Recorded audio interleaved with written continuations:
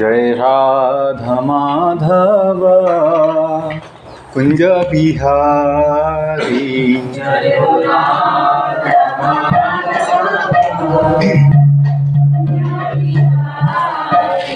जय राधा माधव कुंज बिहारी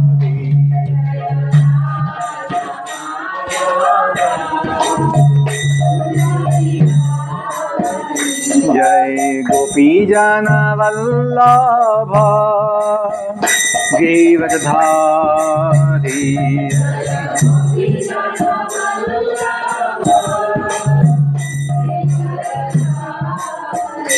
जय गोपी जन वल्लभ गिरिवरधारी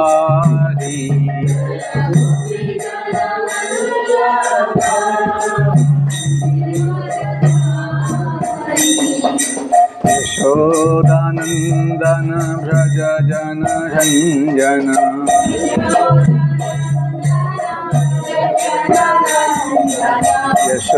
यशोदानंदन व्रज जन रंजन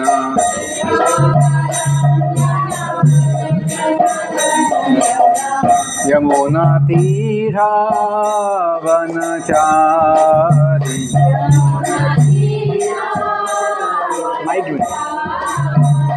यमुना तीरा वनचारी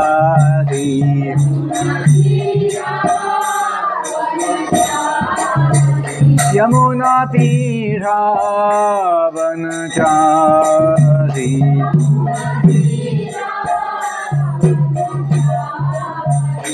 जय राधा माधव कुंज बिहारी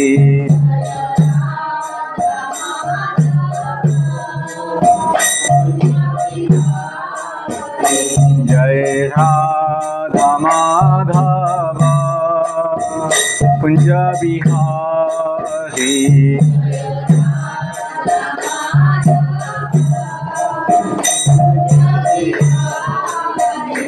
जय गोपी जन वल्लभ गिरिवरधारी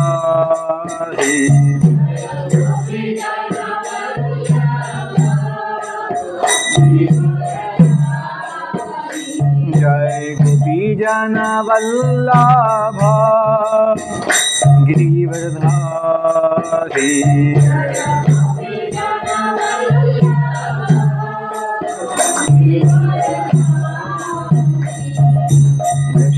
यशोदानंदन व्रज जन रंजन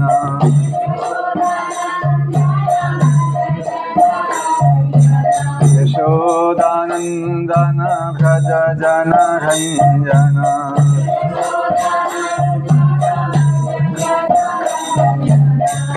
यमुना तीरा वनचारी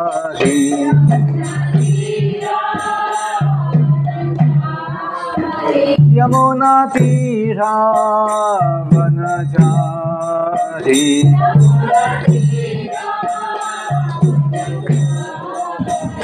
यमुना तीरा वनचारी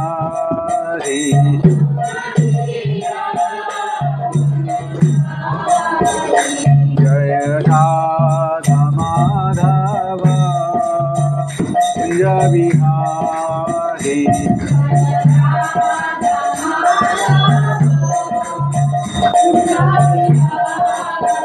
जय Radha Madhav Kunj Bihari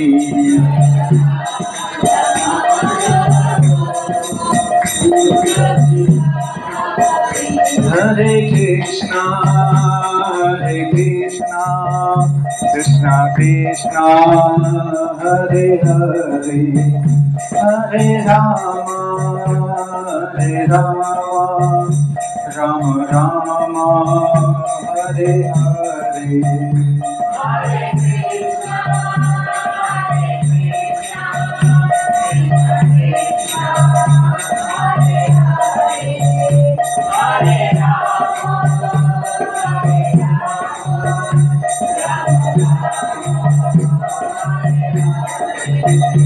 Hare Krishna, Krishna Krishna, Hare Hare, Hare Rama,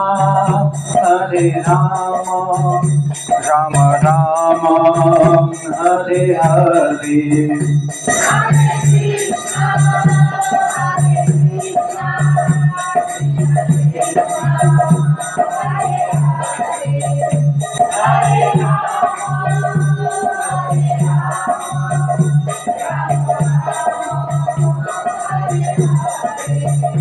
Hare Krishna, Krishna Krishna, Hare Hare, Hare Rama, Rama Rama, Hare Hare.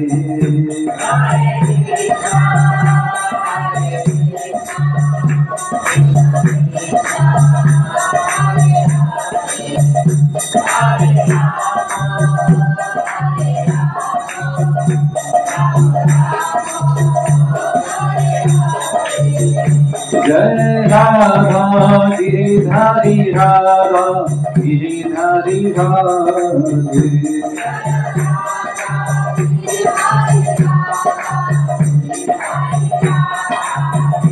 Jai Krishna Balaram, Krishna Balaram, Krishna Balaram, Jai Vrindavan Dham.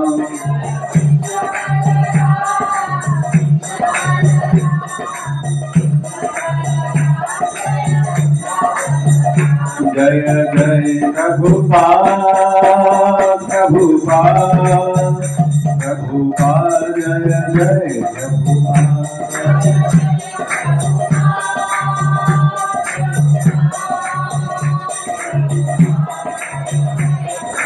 Jai Jai Gurudev, Gurudev, Gurudev, Jai Jai Gurudev.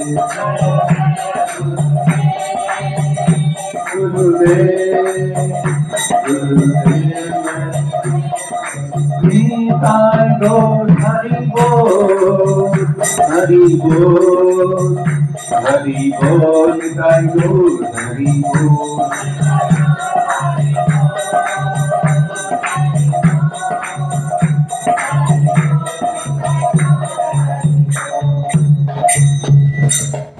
कलियुग पावन श्री हरिनाम संकीर्तन की ग्रंथ शास्त्र भागवत महापुराण की जय, जगत गुरु गोपाल की जय, समवेत गौश्वत वृंद की जय, निताई गौश प्रेमानंदी. हरे कृष्ण. आपले स्वागत आहे आजच्या भागवत कथेमध्ये. आज आपण भागवताचा पहिला स्कंद अध्याय 8 वाचतोय. आवाज कमी का वाटत तुला बदलतोय काय? आणि श्लोक संख्या 6. हरे कृष्ण. थोडा आवाज दे, एकदम कमी होतं. शब्द याजयित्वा अश्वमेधै तं त्रिभिः उत्तमकल्पकैः तदेषः पावनं दिक्षु शतमन्यो इव आतनोत. याजयित्वा अश्वमेधैस्तं त्रिभिरुत्तमकल्पकैः तदेषः पावनं दिक्षु शतमन्यो इव आतनोत्. याजयित्वा अश्वमेधैस्तं त्रिभिरुत्तमकल्पकैः तदेषः पावनं दिक्षु शतमन्यो इव आतनोत्. याजयित्वा अश्वमेधैस्तं त्रिभिरुत्तमकल्पकैः तदेषः पावनं दिक्षु शतमन्यो इव आतनोत्. याजयित्वाश्वमेधैस्तं त्रिभिरुत्तमकल्पकैः तद्यशः पावनं दिक्षु शतमन्योरिवातनोत्।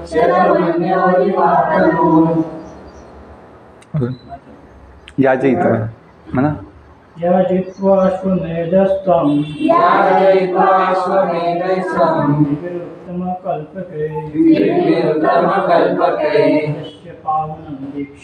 तस्य पावनं दिक्षु शतमन्योरिवातनोत्। याजितत्वाश्वमेधकं त्रिभुरुत्तमकल्पके तदशा पावनं दिक्षु शतमन्योरिवातनोत्। याजयित्वाश्वमेधस्तं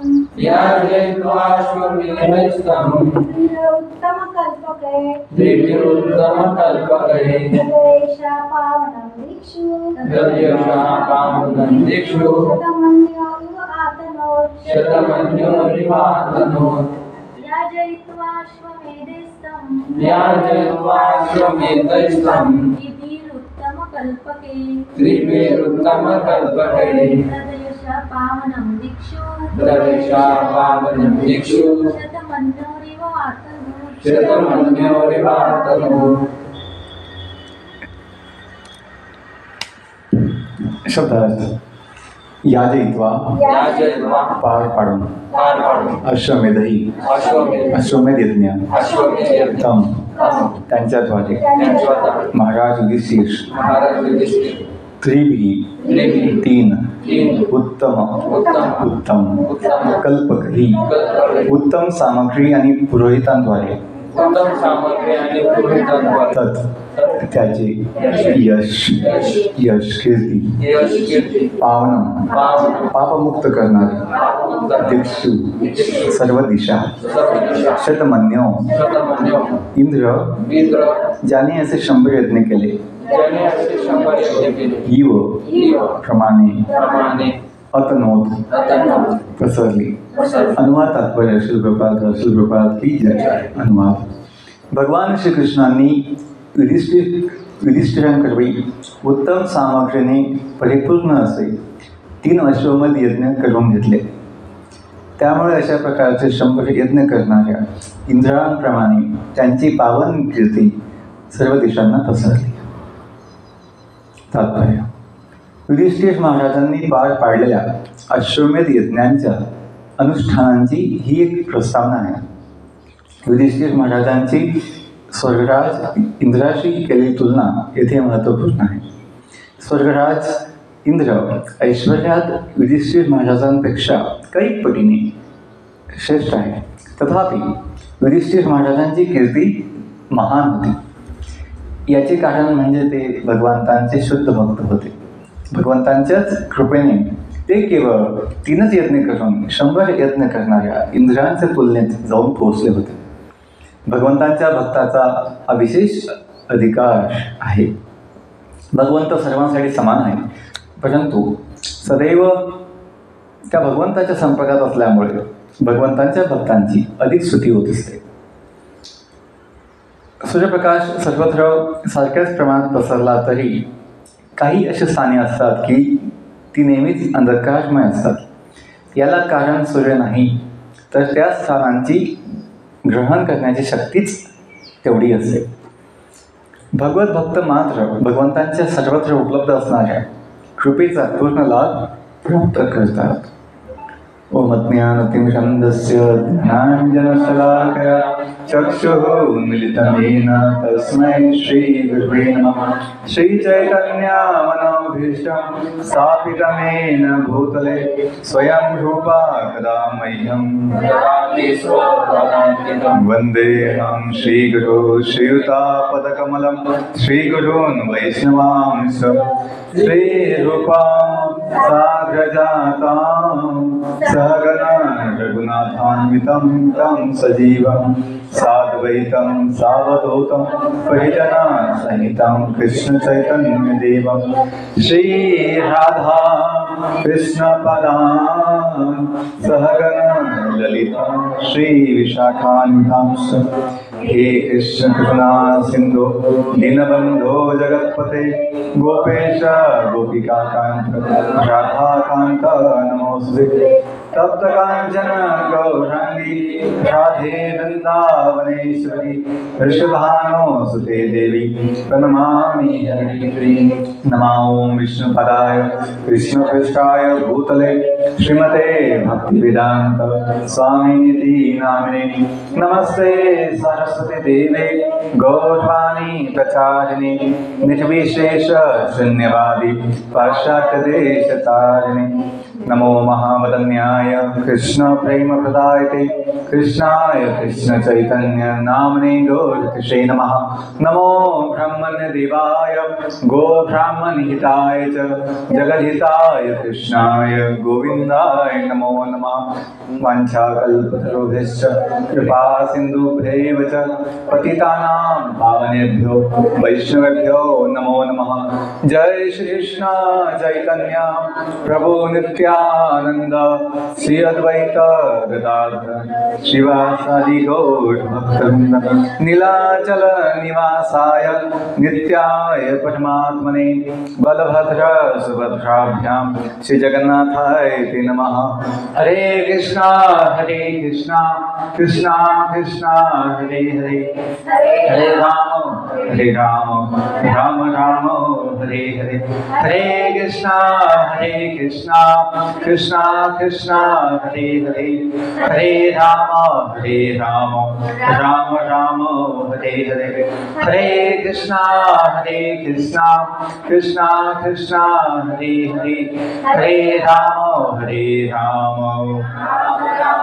हरे हरे ओम नमो भगवते वासुदेवाय ओम नमो भगवते वासुदेवाय ओम नमो भगवते वासुदेवाय नारायणं नमस्कृत्य नरं चैव नरोत्तमं देवीं सरस्वतीं व्यासं ततो जयमुदीरये नष्टप्रायेषु अभद्रेषु नित्यं भागवत सेवया भगवती उत्तमश्लोके भक्तिर्भवति नैश्चिकी कृष्णाय वासुदेवाय देवकीनंदनाय च नंदगोपकुमाराय गोविंदाय नमो नमः।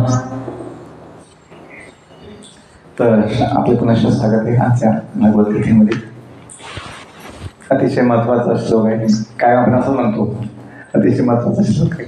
भागवतामधला प्रत्येक श्लोक हा महत्त्वाचा आहे, त्यामधून काही शिकण्यासारखं आहे आणि आपल्या जीवनात काही चांगलं बनण्याचा उपाय आहे। आजच्या श्लोकामध्ये महाराज युधिष्ठिर यांचं गुणगान केलं गेले की भगवान श्रीकृष्णांनी त्यांच्याकडून उत्तम सामग्रीने परिपूर्ण असं 3 अश्वमेध यज्ञ करून घेतले। त्यामुळे अशा प्रकारचे 100 यज्ञ करणाऱ्या इंद्रांप्रमाणे त्यांची पावन कीर्ती सर्व दिशांना पसरली। जी व्यक्ती 100 यज्ञ अश्वमेध यज्ञ उत्तमरित्या करते त्याला इंद्रदेवाचं पद मिळतं। म्हणून जेव्हाही कोणी व्यक्ती अश्वमेध यज्ञ करायला लागतो इंद्रदेवांना चिंता व्हायला लागते की माझं पद जे आहे ते आता धोक्यामध्ये आहे। 2-5 यज्ञ गेलं तरी यांना एवढं काही चिंता होत नाही, पण जसे 70, 80, 90 होत आलं ते त्यांना की आता माझं पद थोडे दिवस आहे। जसं भागवतमध्येच कथा आहे ते पृथू महाराज यांनी यज्ञ केले होते। जसे 99 यज्ञ झाले आणि जेव्हा 100ची वेळ आली तर इंद्राच्या देवांना काही शांती पडत नव्हती, शांती मिळत नव्हती। ते शांत बनले आणि येन प्रकारे तो यज्ञ थांबवण्याचा त्यांनी प्रयत्न केला आणि शेवटी त्यांनी जो अश्वमेधाचा जो घोडा होता तोच पळवून नेला। म्हणजे अशी ह्या जगाची स्थिती आहे की देवतांचे 33 कोटी देवतांचे जे राजा आहे, प्रमुख आहे स्वर्गराज इंद्रदेव, त्यांचंही पद हे अतिशय धोक्यामध्ये असतं तर तेही अनिश्चित आहे, थोडे दिवस आहे. म्हणून ह्या जगातलं जे काही वैभव आहे, जे काही ऐश्वर्य आहे, जे काही सत्ता, शक्ती, प्रभाव, वर्चस्व हे थोड्या दिवसाचं आहे. जीवनच थोड्या दिवसाचं आहे, त्याच्यामुळे बाकीच्या गोष्टी काय सांगतात. ज्याला याची जाणीव होते ती व्यक्ती सावधान होते. आणि मग काय इच्छा ठेवायच्या, आपण काय केलं पाहिजे, प्राधान्य कशाला द्यायचं हे आपल्या लक्षात येतं. जोपर्यंत हे ज्ञान जाणीव होत नाही की आपलं अस्तित्व किती तुच्छ आणि क्षुल्लक आहे, याच्यामध्ये केवळ मायेचा प्रभाव आहे. रोज आपण झोपेमध्ये ह्या जीवनाला विसरून जातो, झोपेत तर पूर्णपणे विसरून जातो. या देहासंबंधित जे कोणी आपले संबंधित लोक आहेत, मुलं, बाळं, कुटुंबाची लोक, समाज, सर्व काही जसं काही नाहीच आहे झोपेमध्ये. झोपेत कोणी कोणाचं नाही आहे. झोपेत कोणी कोणाचं नसतं. आपण स्वतःचे पण नसतो, म्हणजे आपल्या देहाचे पण नसतो आपण झोपेमध्ये. तर देहाचं भान नसतं झोपेमध्ये. आणि हा जीव झोपेमध्ये संपूर्ण जग हिंडून येतो. स्वप्नाच्या माध्यमातून आपण ते अनुभवतो. आणि म्हणून ह्या जगातलं जीवन हे अतिशय छोटं आहे किंवा तुच्छ आहे, हे पण जाणलं पाहिजे. म्हणून ज्या घटना घडतात जीवनामध्ये त्यांना जास्त गंभीरपणे घ्यायचं नसतं. आपली जी जबाबदारी आहे ती गंभीरपणे घ्यायची. आपली जबाबदारी म्हणजे काय? आत्म्यासाठी आत्मकल्याण, आत्मउन्नती ती महत्त्वाची आहे. देहाची गती निश्चित आहे. या जगातील प्रत्येक जीवाच्या देहाची गती निश्चित आहे. काय? नाश. आणि तो होतोच आहे. कालाच्या प्रभावाने, कालाच्या प्रभावाखाली प्रत्येक देहाचा विनाश होतच असतो. दिवसेंदिवस हा देह झिजतो आणि त्याची एक दिवस त्याचा नाश होतो. म्हणून ह्या देहाचं जास्त चिंता करण्याची आवश्यकता नाही आहे. त्याची गती निश्चित आहे, ती कोणी बदलू शकत नाही. पण आपली गती जी आहे ती आपल्या हातात आहे. सद्गती व्हायला पाहिजे, आत्मउन्नती व्हायला पाहिजे. आणि त्यासाठीच हे मनुष्य समाजामध्ये, मनुष्य जीवनामध्ये संधी आहे की आपण हे समजू शकतो. बाकीच्या ज्या योनी आहेत, ज्या जीव आहेत, त्यांनाही संधी नाही आहे. त्यांना केवळ जे हाडामासाचं श्रेय भेटलं आहे, बस त्याचंच जीवन, त्याचंच सुख आणि त्याचंच विचार, चिंता शक्य आहे. तर मनुष्याला त्याच्या दिव्य आध्यात्मिक चेतनेमुळे जीवनाचं जे अंतिम ध्येय आहे की आपण जिथून आलो आहे तिथे पोहोचणे, तिथे जाणे, अतिशय स्वाभाविक हा विचार आहे की आपण जिथून आलो आहे तिथे जायचं आहे. त्यामुळे तर जाण्यासाठी चिंता आणि मग तिथं भय, भीती किंवा ताण असू शकत नाही. आपल्या गावाला जायला, आपल्या माणसांकडे, आपल्या भगवंताकडे, आपल्या मालकाकडे, आपल्या मातापित्याकडे जायला, संबंध जोडायला आपण उत्सुक असलं पाहिजे. तिथे काही असं संकोचची आवश्यकता नाही. आपला मूळ संबंध आहे, मूळ तर आहेच आणि नित्य संबंध पण आहे. आणि त्यासाठी हे सगळं गीता, भागवत भगवंतांनी दिलेलं आहे. तर आपण इथे बघतो की आजच्या या श्लोकामध्ये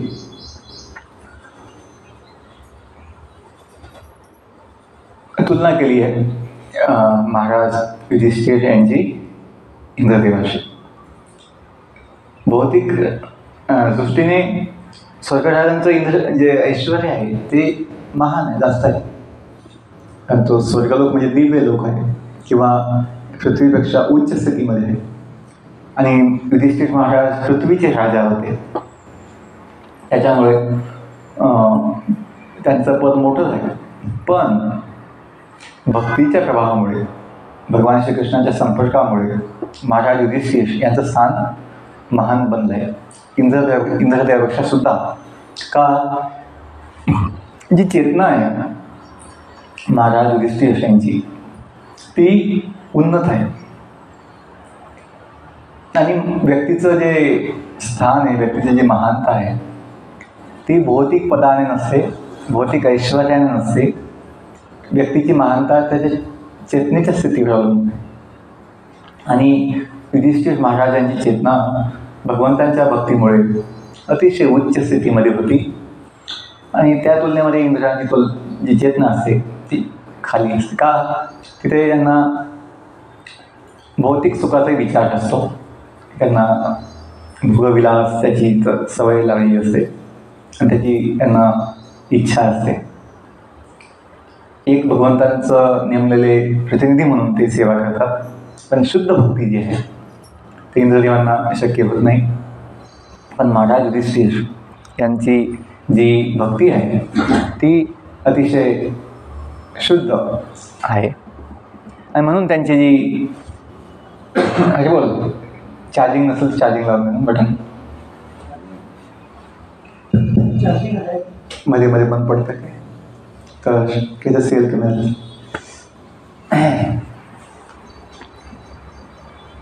तर भगवंतांच्या भक्तांचा हा विशेष अधिकार इथं म्हटलेला आहे की देवतांपेक्षाही जास्त मोठा आहे. का देवतांना अनेक वेळेस भौतिक पदाची किंवा भौतिक इच्छांची आसक्ती असते. पण एक भक्त जो आहे तो या आसक्तीमधून मुक्त असतो. कृष्ण भक्त निष्काम भुक्ती मुक्ती सिद्धी कामी सकली अशांत. भुक्ती म्हणजे भोग घेण्याची इच्छा, जगातलं जे काही सुविधा आणि भोग विलासाची साधनं आहे त्यांचा उपयोग, त्यांचं भोग घेण्याची इच्छा. भुक्ती मुक्ती मला काहीच दुःख नको, मला काहीच देहाला काहीच अडचण नको, मला कोणतीच समस्या नको, मला कोणतीही यातना नको हा विचार. मला घाम पण नाही आला पाहिजे कधी चुकून सुद्धा.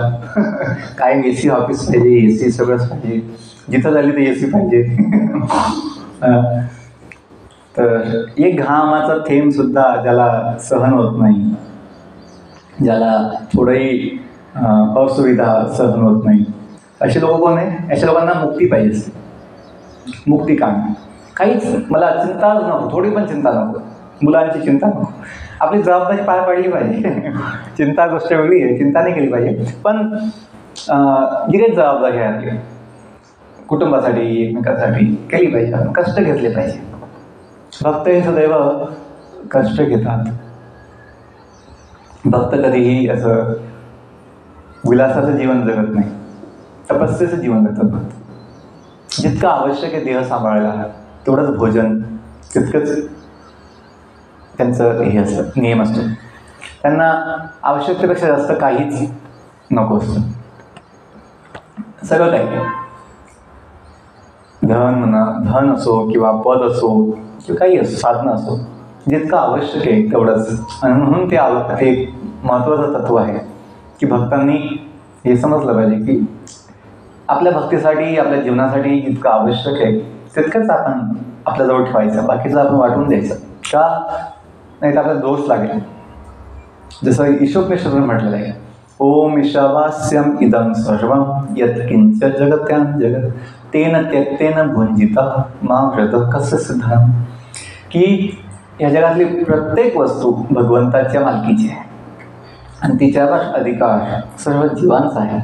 आपल्याकडे असो दुसऱ्याकडे असो, ती व्यक्ती भगवंताच्या मालकी, वस्तू भगवंताच्या मालकीची आहे. तर त्याचा उपयोग सर्वांसाठी व्हायला पाहिजे. असं नाही आहे की हे माझं आहे, हे माझं आहे, इथं फक्त मीच उपयोग घेणार, दुसऱ्याने कोणी हात लावायचा नाही, बघायचं पण नाही याच्यावरचं. तर हे चुकीचा विचार. जे आपल्या जवळ आहे ते सर्वांसाठी आहे. आपलं तन मन धन ज्ञान शक्ती बुद्धी प्रभाव हे सर्वांसाठी आहे, काही भगवंताच्या मालकीचं आहे. मी केवळ सेवक म्हणून त्याचा सांभाळ केला पाहिजे. तर आपला दोष लागेल आपण जर अनावश्यक आपल्याकडे संपत्ती, आपल्याकडे जे काही शक्ती सांभाळून आपली लपवून ठेवली किंवा आपण आपल्याजवळ ठेवली आणि दुसऱ्यांच्या सेवेमध्ये, दुसऱ्यांच्या कामासाठी उपयोग नाही केला. म्हणून भक्त हे सदैव सर्वांना आपलं मानतं. आत्मवत सर्वभूतेषु य पश्यते स पंडितः. की जसं मला आपल्या सुखदुःखाचा विचार आहे तसा प्रत्येक जीवाचा आपण सुखदुःखाचा विचार केला पाहिजे. त्याने आपली चेतना शुद्ध होते आणि भगवंताच्या भक्तीमध्ये प्रगती होते. केवळ बस मी माझी माळ जपणार आणि सगळं माझं कल्याण होईल, ते होईल, पण चेतना महत्त्वाची आहे. की म्हणून दोन्ही गोष्टी सोबत आहेत की आपल्याला नाम जप पण केला पाहिजे आणि सोबत गीता भागवतचं ज्ञान पण आत्मसात केलं पाहिजे. दोन्ही एकमेकांना पूरक आहे.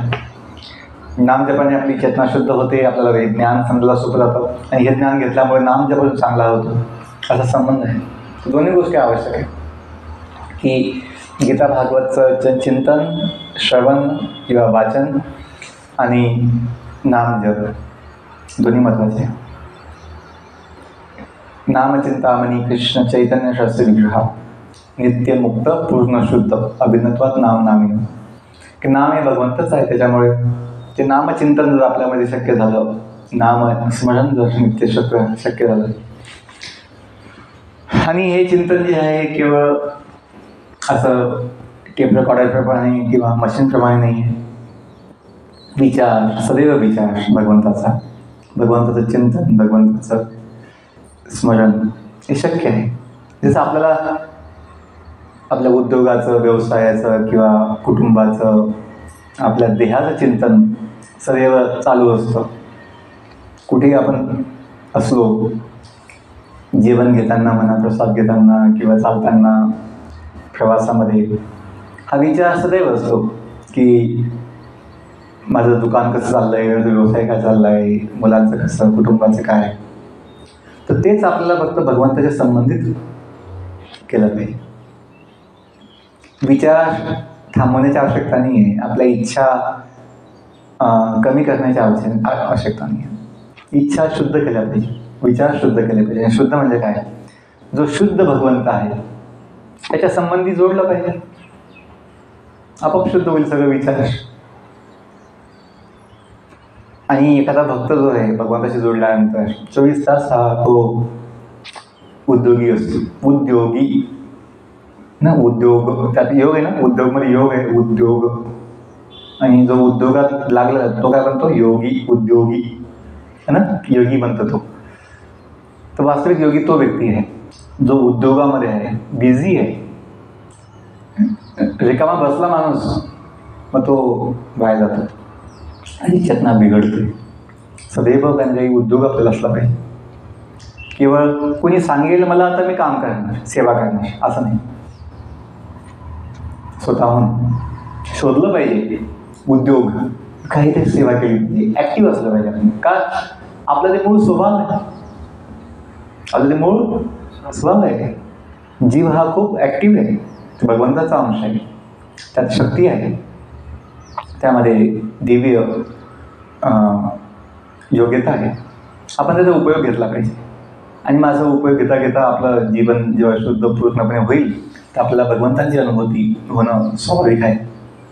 ह्या जगामध्ये भगवंताशिवाय दुसरं काहीच नाही. जे काय आहे सगळं भगवंतांच्या शक्तीचं प्रभाव आणि प्रदर्शन आहे. आपण जर थोडं ते बघितलं की सर्व काही भगवंतांच्याच शक्तीने शक्य होत आहे. आत बाहेर भगवंताच्या शक्तीमुळे सगळं होत आहे. पाऊस जो पडतो, प्रकाश, सूर्यप्रकाश जो आपण बघतो, हवा जी वाहते. जसं आता पाऊस पडला काही दिवसापूर्वी तर गवत उगून आलेलं आहे सर्व भागामध्ये. उन्हाळ्यात कुठं दिसत नाही, सर्वकडे ना, सगळीकडे हिरवीगार हिरवळ बघायला मिळते.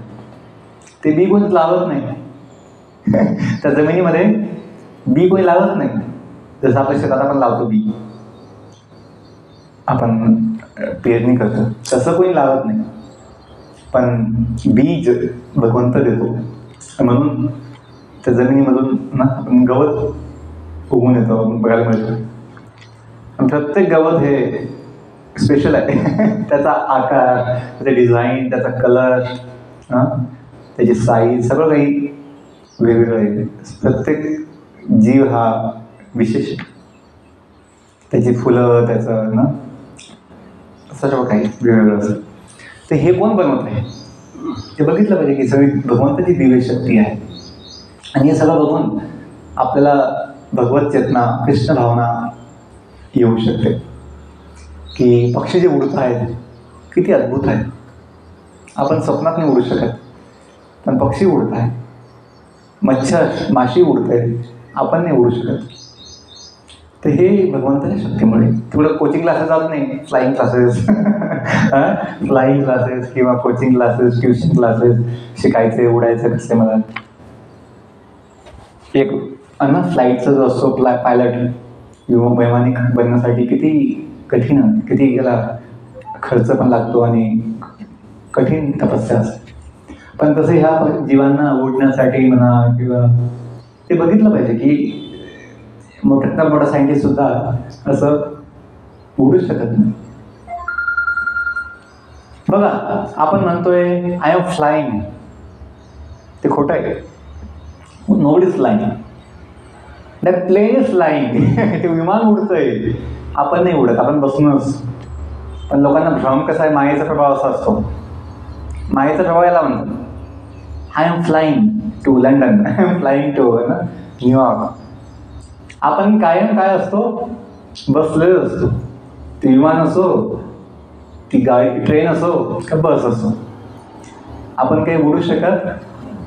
ती जी ट्रेन आहे त्याचं नाव आहे फ्लाईंग राणी. मुंबई सुरत जी ट्रेन आहे त्याचं नाव लिहिलेलं आहे फ्लाईंग राणी, की ती फ्लाईंग क्वीन आहे. उडते व ती कुठे उडते, ती पळते. पण माणसं पण उडत आहे, माणसं तर बसून असतात. तर मायेचा प्रभाव असाच आहे. आपल्याला असं वाटतं की मी आता खूप महान झालो आहे, मी खूप दिव्य शक्ती मिळवली आहे. हे सगळं भगवंताचा प्रभाव आहे. आपण जाणला पाहिजे की जे काही शक्य आहे हे जगामध्ये होत आहे. आणि आपण सेवक आहोत भगवंतांचे, ते जाणून आपली चेतना शुद्ध महान होऊ शकते. सगळ्या शास्त्रांचं सार हेच आहे की आपली ओळख सेवकाची आहे. म्हणून हे पुस्तक जे लिहिलं मी त्याला छापायला टाकलेलं आहे. बहुतेक आता जो उत्सव येईल जगन्नाथ रथयात्रा 7 जुलैला, त्याच्या आधी प्रकाशन होऊन जाईल. त्यांनी काम छान लिहिलंय पुस्तक. थँक्यू माझं. तर भगवंताच्या कृपेने मला हे शक्य झालं की थोडक्यामध्ये जे सार आहे शास्त्रांचं स्वतःसाठीच दिलं मी की मला हे पालन करायचं जीवनामध्ये. याचा लाभ जर दुसऱ्यांना होत असेल, आत्मवत सर्वभूतेषु, त्या भावनेमुळे मी हे छापून सेवा वाटणार, हे ज्ञानदान करणार आहे. हे पुस्तक विकण्यासाठी नाही आहे, एक सेवा म्हणून की आपलं जे मिळालं आहे ते आपण वाटलं पाहिजे. त्या भावनेमध्ये मी हे वाटणार आहे. आणि मलाही खूप समाधान वाटलं, त्याला एक चांगली सेवा घडली आहे. की एका शब्दामध्ये की आपल्याला म्हणायचं म्हटलं दासोस्मी, ही मी दास आहे, भगवंताचा दास आहे. जसं ते समर्थ रामदास स्वामींचा ग्रंथ जो आहे दासबोध, भगवंताची भक्तीचं जे त्यांना बोध झाला, हनुमंतांची शक्ती त्याच्यामध्ये होती, रामदास स्वामींना कृपा भेटलेली होती, त्याच्यामुळे त्यांनी तो ग्रंथ लिहिला दासबोध. तर मला ती पण प्रेरणा होती की त्याला त्यांनी लिहिलं दासबोध, तर तोच आहे बोध, दासबोध. नाव फक्त वेगळे, भाव एकच आहे. तर त्या दासबोधचंही मला ते होतं की चला त्या दासबोध नावाने त्यांनी ग्रंथ लिहिला आहे. तर हे पण एक दासोस्मी, इंग्लिशमध्ये आय एम सर्वंट. आणि मला ते IAS व्हायचं स्वप्न होतं, ते पण मॅच झालं त्याच्यावरची की ते दोन्ही गोष्टी मॅच झाल्या. भगवंताची काही योजना असेल की चला या निमित्ताने लोकांना खूप आकर्षण असतं. IAS आमच्या गावाचा मुलगा, आमच्या जिल्ह्याचा मुलगा IAS बनला, खूप त्याचं कौतुक होतं, खूप त्याचं गुणगान होतं. पण त्याने काय सेवा केली नंतर ते कोणी बघत नाही. त्याने काय समाजासाठी चांगलं केलं ते कोणी बघत नाही. केवळ पदाचं भूषण आहे. पण आपल्याकडे पद नसेल तरी आपण सर्व IAS होऊ शकतो. म्हणजे आपण महान स्थितीला पोहोचू शकतो. कोणत्या भावनेमध्ये? सेवेच्या भावनेमध्ये. ज्या व्यक्तीमध्ये सेवेची भावना आहे ती व्यक्ती IAS पेक्षाही महान आहे. आणि ती महानता कशी सिद्ध होईल? आपल्या हृदयामध्ये जो आनंदाचा आणि समाधानाचा अनुभव होईल त्याने सिद्ध होईल महानता, की आपली स्थिती किती महान आहे. लोकांनी टाळ्या वाजल्या, लोकांनी आपल्याला हार तुझे दिले तर आपलं महान आहे असं नाही. ते खोटं असतं खूपच. वास्तविक महानता व्यक्तीची त्याने सिद्ध होते की आपल्या हृदयामध्ये, आपल्या जीवनामध्ये, चित्तामध्ये किती समाधान, किती आनंद आपल्याला आहे. जसं हेच म्हटलं की इंद्रदेवांना मी त्यांना उल्लेख केला इंद्रदेवांचा, की इंद्रदेवांना चिंता व्हायला लागते. अशी चिंता आईसला होत नाही, भगवान त्याच्या भक्ताला होत नाही. का? त्याचं संपूर्ण जीवन हे सेवेसाठी समर्पित असतं. का? ते आपली मूळ स्थिती आहे. आणि म्हणून म्हटलं आहे, शेवटचं एक सांगतो की भागवतमध्ये मुक्तीची व्याख्या सांगितली आहे 2ऱ्या स्कंदामध्ये शुद्धदेव गोस्वामींनी. मुक्ती हित्वा अन्यथा रूपम.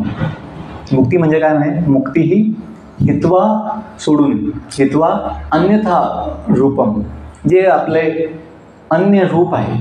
हित्वा म्हणजे सोडणे, हित्वा अन्यथा रूपम, जे काही वेगवेगळी रूपं आपण घेतो या भौतिक जीवनामध्ये. हित्वा अन्यथा रूपम, ते सोडून स्वरूपेन व्यवस्थिती, स्वरूपेन व्यवस्थिती, आपल्या मूळ रूपामध्ये स्थित होणे म्हणजे मुक्ती. आपलं मूळ रूप काय आहे? आपण भगवंताची सेवा करू. जीवे स्वरूप होय कृष्णेश नित्यदास. हे जे चैतन्य महाप्रभूंनी म्हटलं एका वाक्यामध्ये की आपल्या सर्वांचं मूळ स्वरूप, आत्म्याचं रूप जे आहे ते भगवंतांच्या नित्य सेवकाचं आहे. आणि हे जाणल्यानंतर व्यक्तीला बाकी कोणत्याच गोष्टीचं आकर्षण होऊ शकत नाही, कारण सर्व नाशवान आहे. आणि ही जी स्थिती आहे ही दिव्य सच्चिदानंदमय. खूप धन्यवाद. हरे कृष्णा कृष्ण कृष्ण हरे हरे, हरे राम राम राम हरे. श्रीमद् भागवत महापुराण की जय. समवेत गौर भक्तजन की जय. निताय गौर प्रेमानंदे. हरे धन्यवाद. हरे कृष्ण.